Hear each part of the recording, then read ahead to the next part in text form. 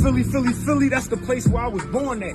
On the north side, where the lights was never on at. We window shop before we really shop. We can't afford that. They banning laws, they telling all the girls you can't abort that. 300 murders, and it's still counting. Shit is serious. My young at 12, used to the murder. He ain't scared of it, cause he from North Philly where you bound to see some scary shit. He died with a frown on his face. He dead serious. Nobody safe. Kids killing kids, nobody raising them. Sidewalks, all the playgrounds, nobody played them. He couldn't aim. He caught a half a kill. They still was praising him, cause all the shots he threw, they hit his back, and that disabled them. When I was young, we played freeze tag and had fun.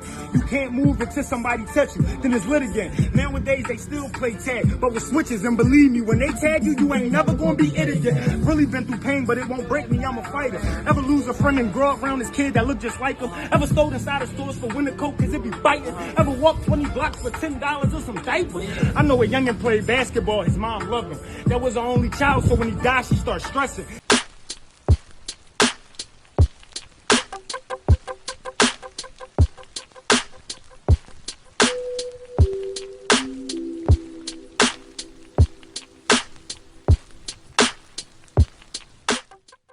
Yo, so we back in here for another edition of F-ya-Motha. In that video you just got done watching was the positivity rapper Lpq Qua, or I don't know what the hell his name is, but he was a Philly dude. I used to see his videos on Facebook and Instagram. They were positive, and he was telling young boys to get out the streets, don't turn the gun on each other, don't rob each other, yada yada yada.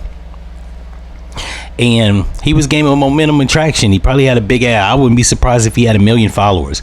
But this just goes to show that when you get your money, you're supposed to do for the hood. I'm not saying he wasn't, or he was, or that this is justifiable. It's not. What I will say is, you gotta get out that environment, especially if you blow up on social media. I know if you blow up on social media, you get endorsements, sponsorships, monetization. You getting that bread. What you can't do is be around thirsty ass haters, because yeah, shit like this happens. You got to go back and help the hood when you can bring some monetary reinforcement, possible bodyguard reinforcement. Like, you got to be able to protect yourself, right? Whoever was this guy's manager or old head should have like shielded him, protected him from the wolves, because there's a saying, streets got to eat. Unfortunately, now I'm not saying that that's why they murked him. He could have been murked for a plethora of reasons, or it could have been jealousy. Either way, you gotta protect the golden goose. This is why I look down on Suge Knight for letting that happen to Tupac. I look down on Diddy for letting that happen to Biggie. Hell, I look down on Fat Joe for allowing Big Pun to eat too many tacos. I look down on any rapper that was slain and his handlers or people that was older than him. Or let me rephrase that. I look down on any person that was supposed to be protecting the golden goose. Not necessarily because they was the money man. Tupac had a message. Biggie actually had swag. He had positive message and Juicy. Who else? Nipsey Hussle. He had a positive message outside of the music. This dude, he had a positive message within the music. You had Young Dolph. He was doing stuff for the community. You got Mo 3. While he probably was a scumbag outside the music, he was trying to do positive for his family.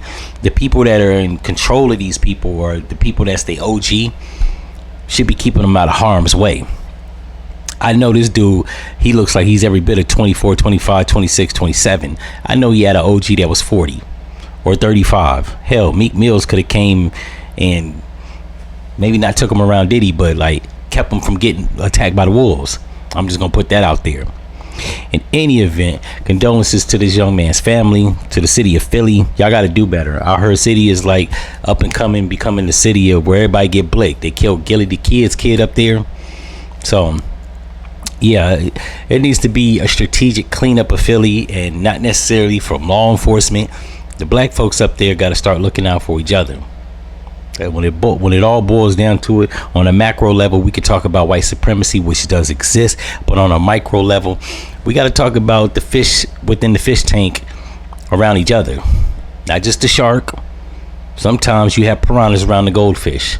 We need to talk about the piranhas that's near the goldfish, or the other goldfish that's eating each other up. I know goldfish don't eat each other, but you know what the fuck I'm trying to get at.